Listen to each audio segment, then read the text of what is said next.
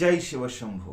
আমরা প্রত্যেকটা মানুষই চাই জীবনে উন্নতি করতে, কিন্তু যাই হোক কোনো কারণে আমরা উন্নতি করতে পারি না। আমাদের আশেপাশে অনেক মানুষ আছে যারা সফল খুব তাড়াতাড়ি হতে পারে, কিন্তু আমরা কেন সফল হতে পারি না? এর আসল কারণটা কি? এই সব কিছুর সমাধান কিন্তু আজ আমি এই ভিডিওর মাধ্যমে করব।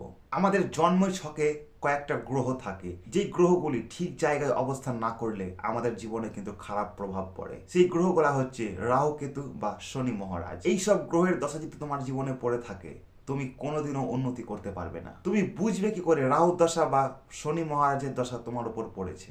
আমি তোমাকে কোনো টোটকা করতে বলবো না, বা তুমি এইখানে যাও বা সেইখানে যাও। তোমাকে শর্টকাট আমি একটা রাস্তা বলে দেবো। এই রাস্তায় তুমি যদি ঠিক মতো চলতে পারো, তো জীবনে খুব তাড়াতাড়ি সফল হতে পারবে। তোমার ভাগ্য বা তোমার নসিব তোমার সঙ্গে যদি থাকে, তবে কোটিপতি হওয়ার হাত থেকে তোমাকে কেউ আটকাতে পারবে না। তোমার আশেপাশে যত পয়সাওয়ালা আছে, তারা কিন্তু এমনি এমনি পয়সা ইনকাম করতে পারেনি। তাদের একটা লক্ষ্য ছিল, সেই লক্ষ্যকে ভেদ করতে পেরেছে তারা। আর সেই লক্ষ্য ভেদ করার উপায় আমি তোমাকে বলে দেব। যেই গ্রহগুলো আমাদের আছে, রাহু, কেতু বা শনি মহারাজ, এদের মায়ের নাম যদি তুমি জেনে থাকো, তবে সেই নামটিকে তুমি কাজে লাগাতে পারোনি আজ পর্যন্ত। কিন্তু এই 3 গ্রহরাজের মায়ের নাম যদি তুমি উচ্চারণ করতে পারো সকাল, সন্ধ্যা, বিকাল, তবে তোমার জীবন খুব অনায়াসেই বদলে যাবে। রাহু, কেতু, শনি মহারাজের মায়ের নাম হচ্ছে সিম্ভিকা। আর শুধু সিম্ভিকা বললেই হবে না, সিম্ভিকার সাথে সাথে পুরো মন্ত্রটাকে তোমাকে কমপ্লিট করতে হবে।